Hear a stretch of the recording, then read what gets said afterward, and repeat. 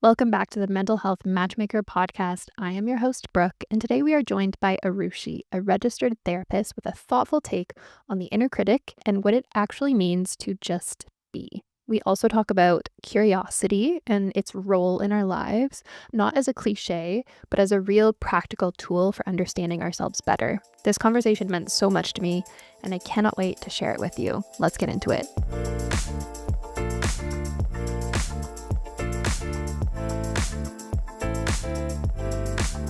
Arushi, I've been waiting for this combo because we talked like a couple months ago. You were the first person that I talked to, the first therapist that I spoke with, other than Justin.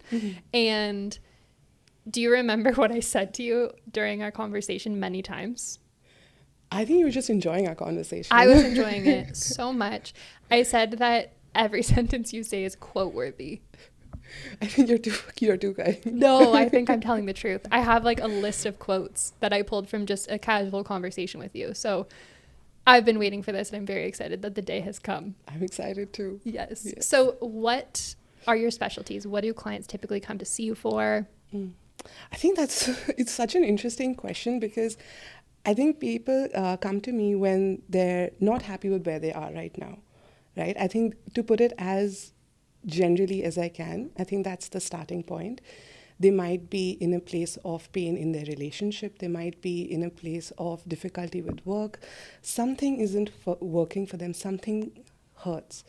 And I think that the way that therapy is portrayed out there, it's that this is this thing that can be a solution to what you're going through. And it's sort of the ultimate thing, right? That after you've talked to everybody or you can't figure something out, that's when you go to therapy. So I feel like that's when I feel a lot of people find me, when they're not sure where to put their feelings, where to put their thoughts in a safe space. I like that you described it as at one point, because there was a lot in that, but that people come to you when they're hurting. Because that can look like so many different things and so many different struggles. But at the root of it is like maybe a bit of pain. Do you have like a favorite thing that you specialize in or something that interests you most? Working with the inner critic is something that I find challenging, but also so important to do, because I feel like all of us have one and most of us aren't even aware of it being with us, right? We're just listening to it, operating through its rules without even realizing it. And I think that moment where you can sort of bring in that differentiation between your critic and your own self, that's where things start to really change.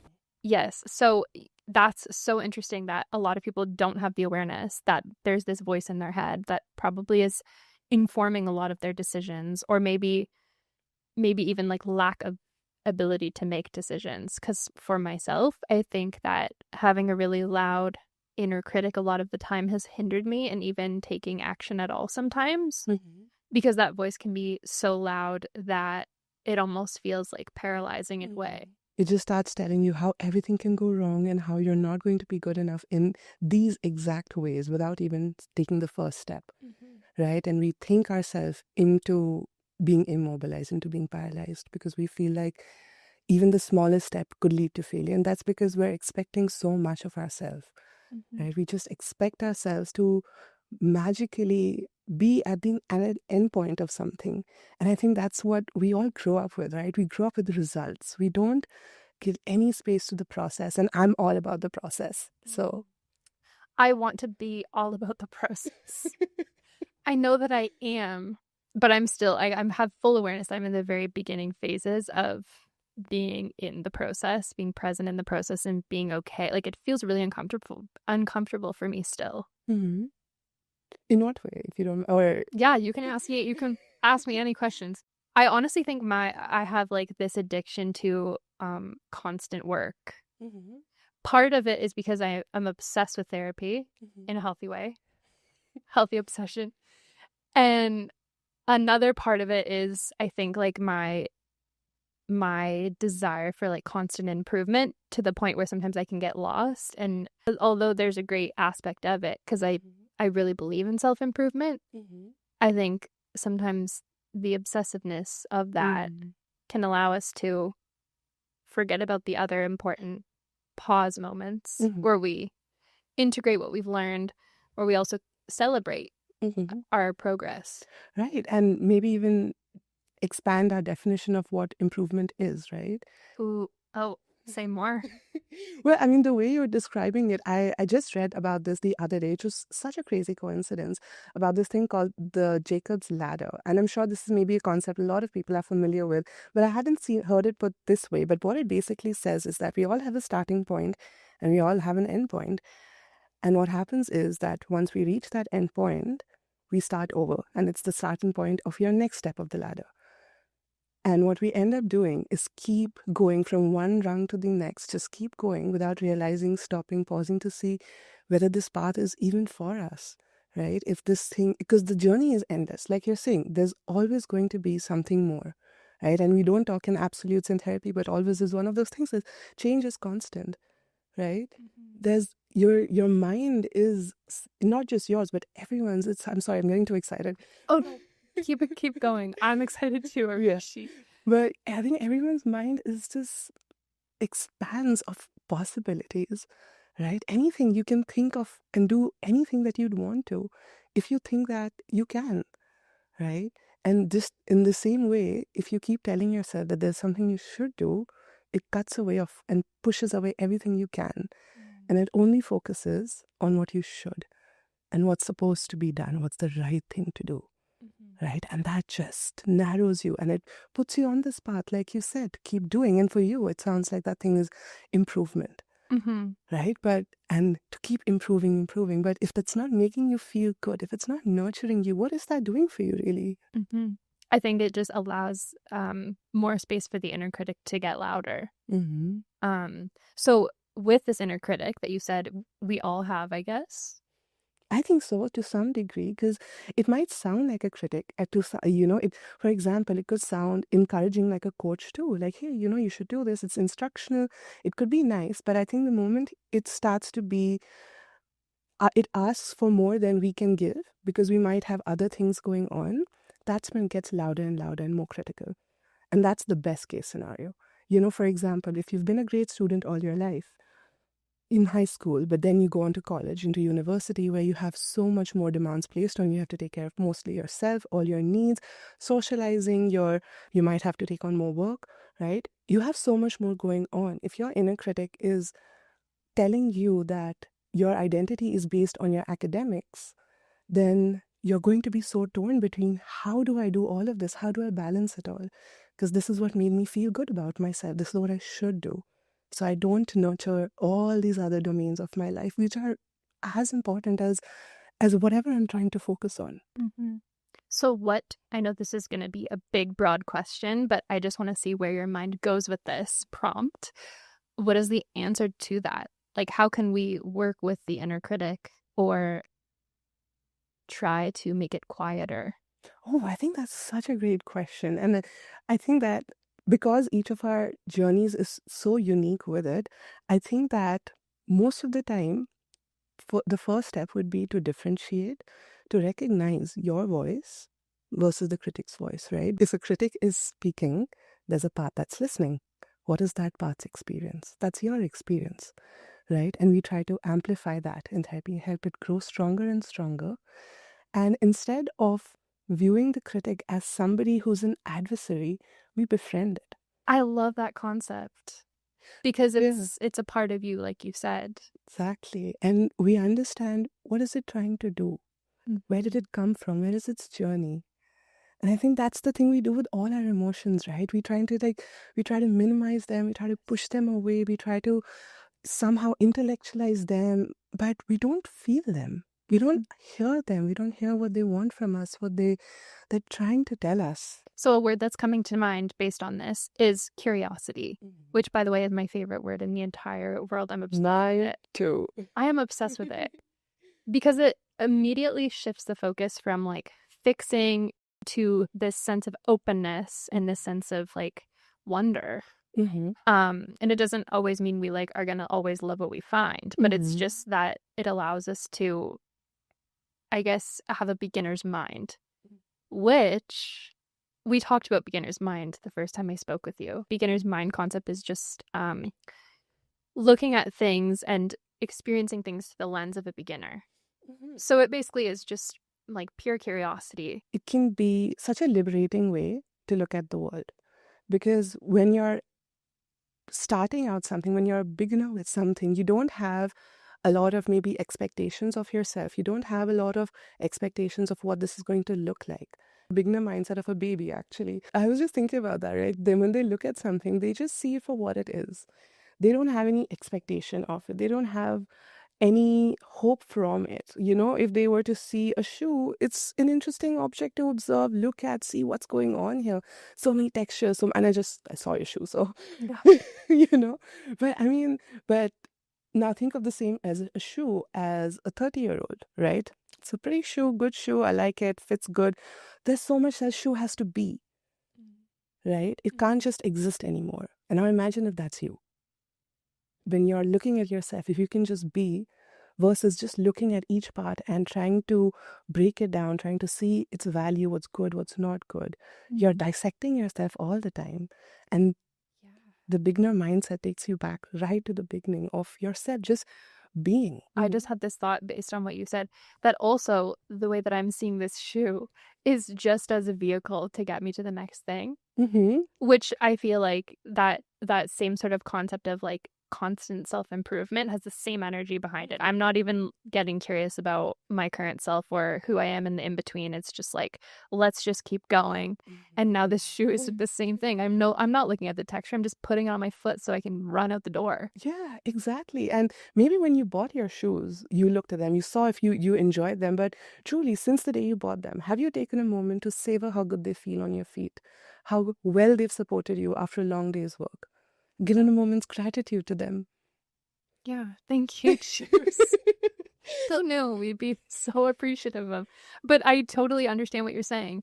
And when you start to play with curiosity and you start to take each little step about truly anything, like even just the texture of the shoe, there's so much there. There's so much there, right? And just taking that moment to your shoes or whatever that's around you, to just be with it, appreciate it, savor it, even for a moment, it builds not only on a neurological basis a lot of your muscle and your strength, but it builds that moment of just gratitude and just something like a glimmer of something positive, right? And I think that there's so much around us that can really, really bring us down and can really make us feel like we're looking at life through the darkest pair of sunglasses.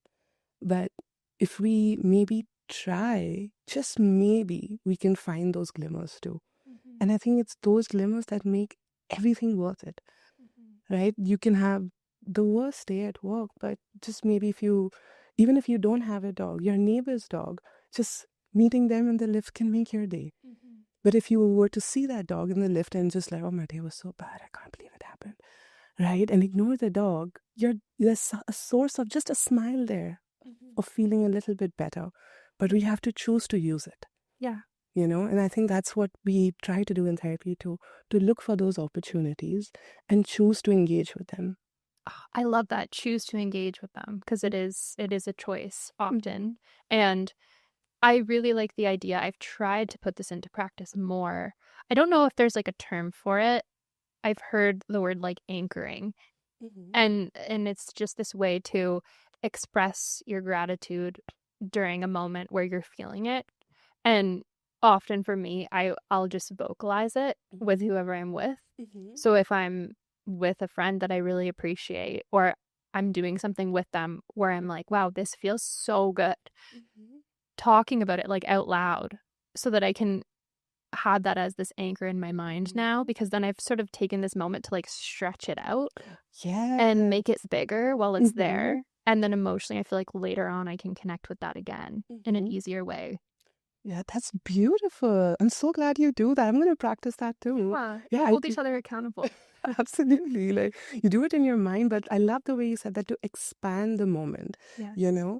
And in a way, when I think of therapy or even of our journeys on it, right? Because I remember my one client asked me this once, right? About that, when do I know I'm getting better? Or when do I know that things are going well? Or how do I grow? I said, you know what? we talk about growth in therapy. We talk about getting better, meeting our goals. But in a way, I was thinking, isn't that also putting such a evaluation on it? Right. So I said, what about even if we don't, because I know this, the person I was working with had an extremely harsh inner critic, and any growth came at a huge price. So what about, because if you take a step forward, growth implies it being positive, right? So I said, how about we don't grow, we just expand.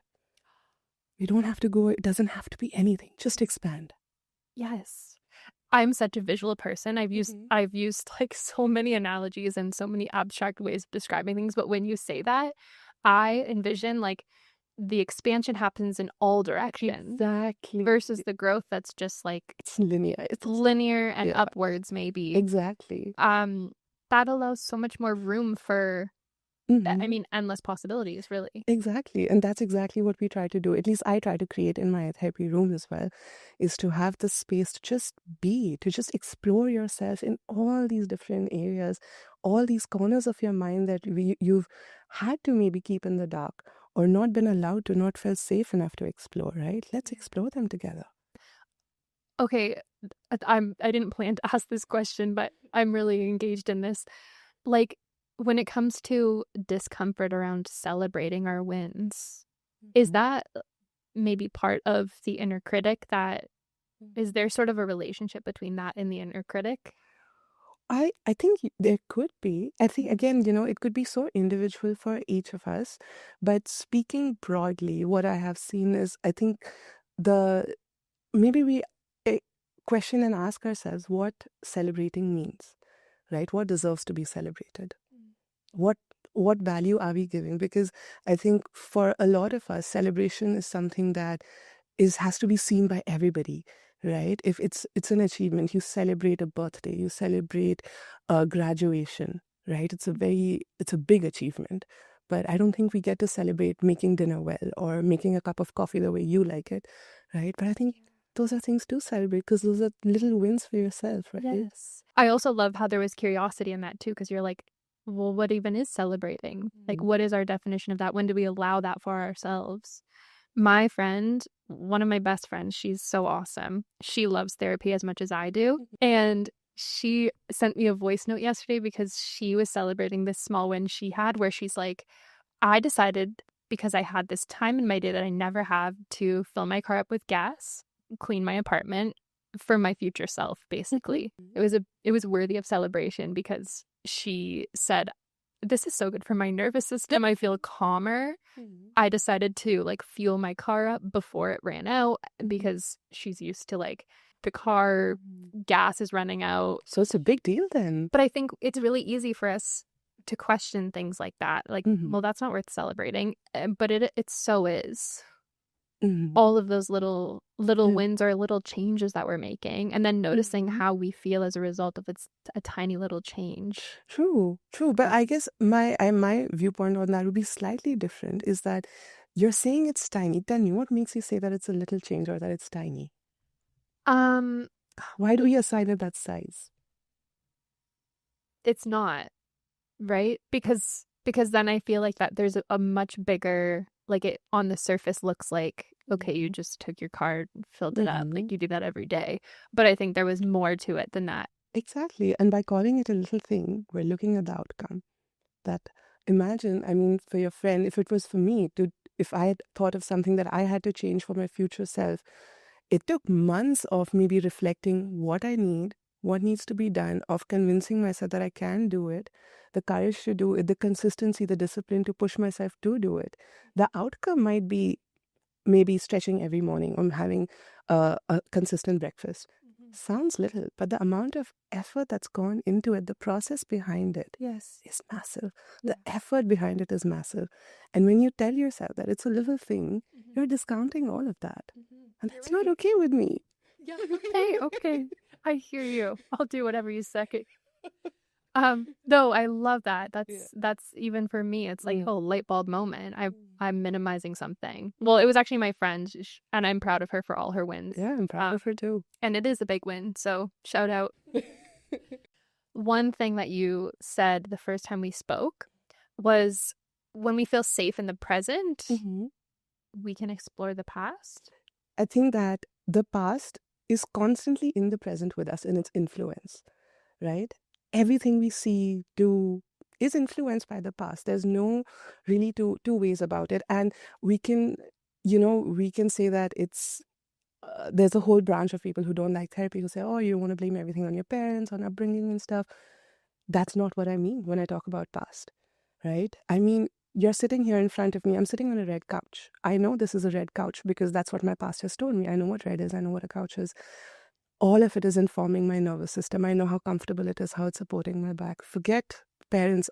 All of this information is within us all the time, right? So when I say the past is influencing us, that's what I mean. And just the way we see things, the way we say things is influenced by it. The way we stress on a sentence, the word we stress on it, all of it is based on all our experiences, but we don't realize that because we're so used to just being ourselves, right? We're so deeply in our own minds, we don't see how ourself is a construction of our experiences. And when that construction gets too much, it asks so much of us. When it takes too much space, is when I think we feel a lot of that hurt come in. We spend so much time trying to balance it all, balance what we're doing in the present with maybe our experiences of the past, which might carry pain, hurt, and lessons of how to interact with the world. And it's when those two come into challenge, when the past takes up too much space, is when the present is very, very difficult. So we need to give the present its space back. Give the present its space back. Yeah. Another quote. Just, just create that space. Make this present feel safe to you. We need to be able to hold that steadiness within us for those past versions of ourselves who are in pain. Right? And I think that sometimes it can be such a time loop. And I've witnessed this. It's the most beautiful thing to witness somebody with different versions of themselves and to see the care and the love flowing from the compassion flowing from the past version to the present to the past, and both to the future. It gives me goosebumps to even think about. And it's beautiful, and that's something that we can all do for ourselves. For some of us, we can get right into it in the second session. For some of us, it takes years to get to that point, but we do. That is a really interesting concept. I did want to shift the focus a little bit to grief. Do you talk about grief a lot in your sessions with your clients?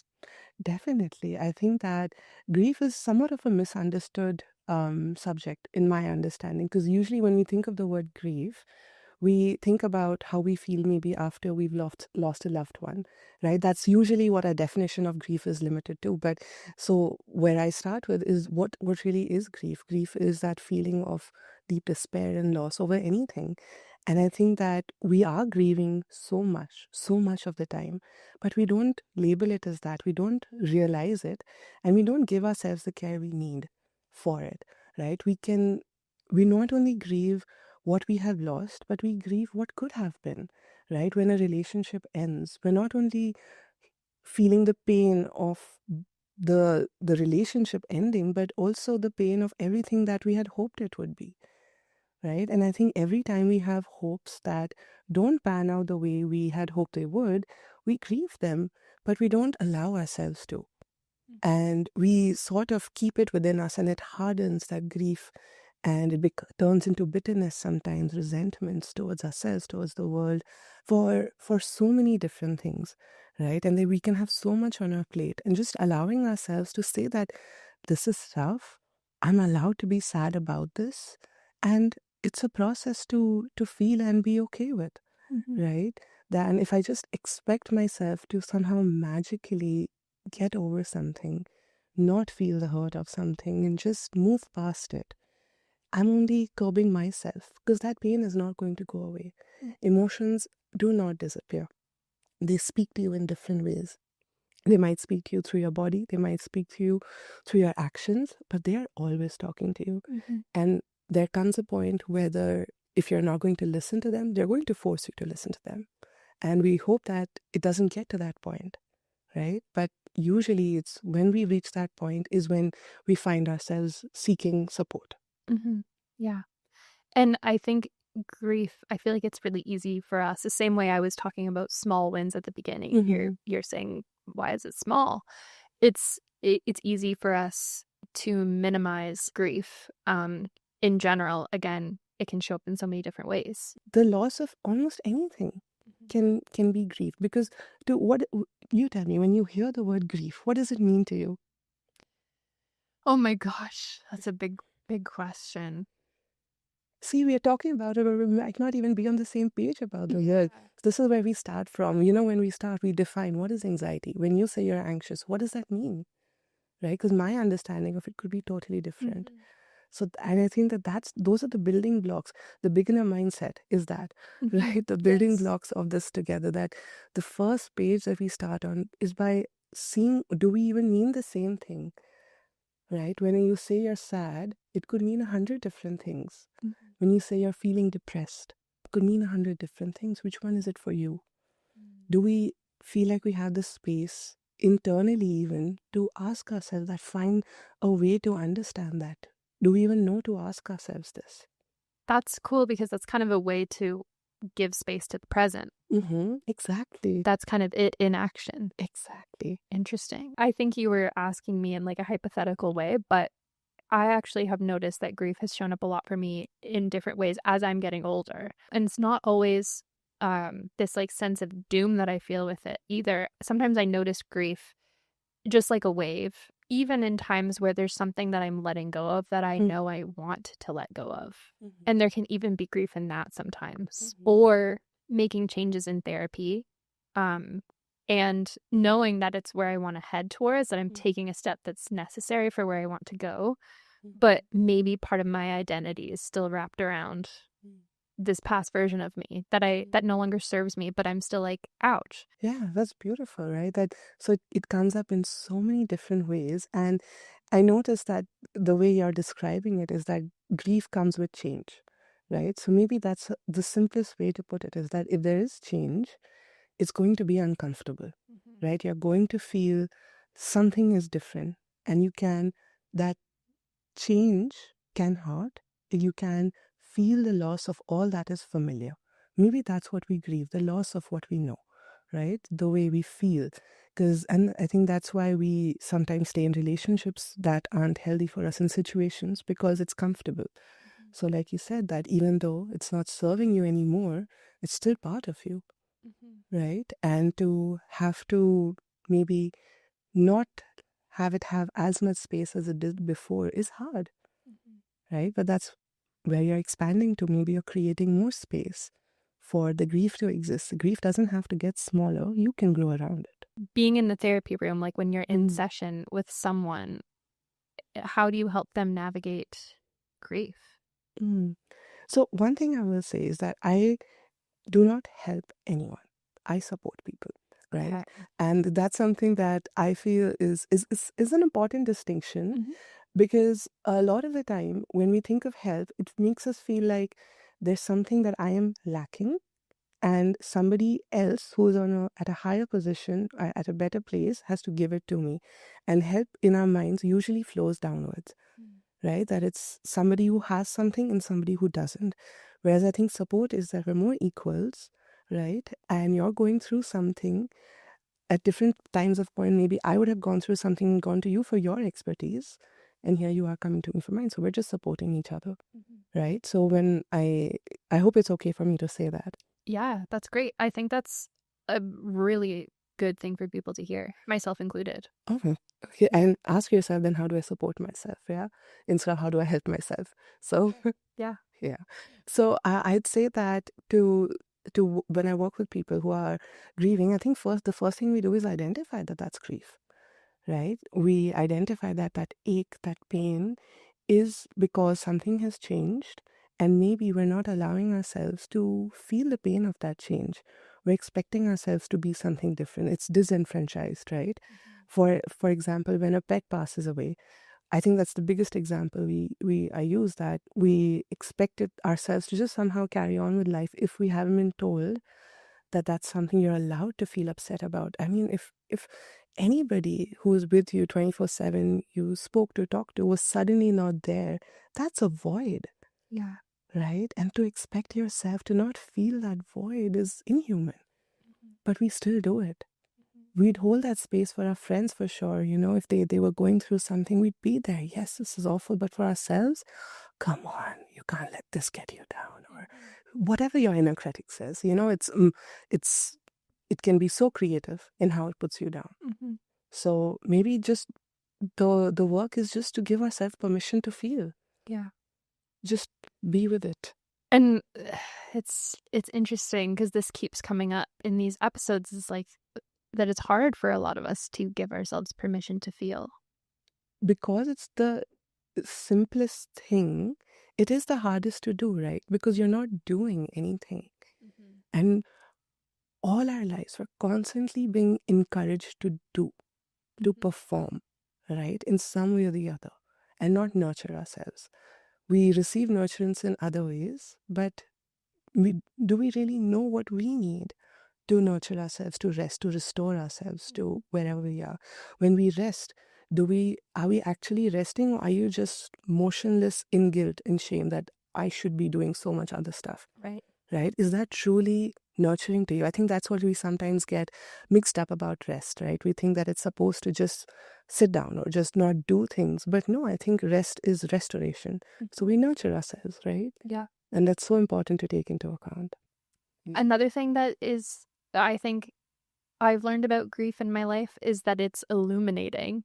I feel like sometimes losses hit us so hard, no matter what that looks like. Like for me, pet loss was honestly the hardest loss I've ever experienced. It changed me in a way that I'm glad that I was changed, because I think part of that loss allowed me to savor moments where I'm with people that I love and feel shameless in telling them how much they mean to me. In the past, maybe it's felt like embarrassing to like be so vocal about like how much someone means to me and to like look them in the eyes, because we don't really do that a lot.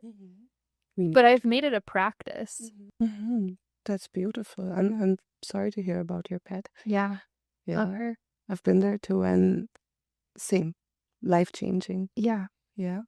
And I totally agree with what you said. And I think that it's not the savoring that's the tough part. Or the problematic part. It's the embarrassment that's the problematic part. That think about it, right? Me being in this moment, you being in this moment, truly looking into somebody's eyes and sharing what's happening within. What could be more beautiful? Yeah. Where does the embarrassment come in? Right. And you can feel it, right? Like I can feel it right now, being so engaged in this conversation and talking about real stuff. All the real stuff. Yeah. This is as real as it gets. Real is scary for a lot of us, right? Because we don't know how to be real. We've never seen it, maybe. So yeah, it's hard. Yeah. And it's hard to feel grounded enough and present enough for a lot of us to like truly engage in a conversation with someone where you are really looking them in the eye and you are really hearing what they say and responding after they speak versus preparing for your answer, because that's easy to do as well. Yeah, to truly listen instead of just hearing, right? And I guess the opposite is true too, to truly speak without just talking. I feel like I'm really good at speaking without... All of us are. Yeah. All of us are trained now. We're so good at talking about stuff without talking about ourselves. And I notice this in myself too, because if I think about what people know about me, it might be what I like, what I dislike, what, things, whatever, fandoms I might be into or whatever. But how many of them would truly know how I'm feeling about myself, about different things happening in my life? And I think that sometimes we recognize this, that our emotions are really, really precious. So we protect them from people we feel could invalidate them. But then that's us too. So we protect them from ourselves, and we just don't engage with them. We just put them away in long-term storage or put them away. But they will pop up from time to time, right? Yes, they will. Sadly, we do have to round it out. I'm sure we'll get the chance to do this again, because I think we both want more of this. What would you say to someone who's on the fence about booking into therapy, who's considering it, but maybe they just haven't taken that first step yet? What are your hopes from it? Ask yourself, what can I hope for from this process? Yeah. Right? What do I need it to be? and then maybe find somebody who feels like they're the right fit for you. Because I think that just like any other relationship, we have to be so discerning to find the person who feels like you can be you with. You don't have to pretend. You don't have to wear any of those masks. You don't have to be anyone but you.